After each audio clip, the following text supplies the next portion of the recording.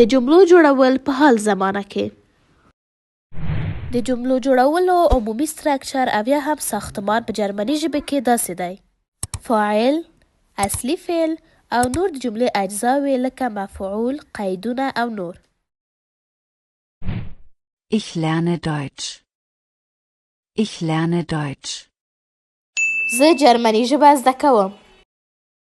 چې دلته ich فاعل، lerne فعل او Deutsch مفعول دی. geht zur Schule. geht zur Schule.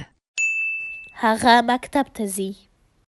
چې دلته ihr فاعل، geht فعل او zur Schule قید دی، یعنی د ځای قید. Du isst Pizza. Du isst Pizza. ته پیزا خورې. چې دلته du فاعل، ist فعل او پیزا مفعول دی. که غواړئ چې جرمني ژبه په اسانه ډول زده کړئ نو موږ په یوټیوب، انسټاګرام او فیسبوک کې تعقیب کړئ. او مه هېروئ چې ویډیو لایک، سیف او له دوستانو سره مو شریک کړئ.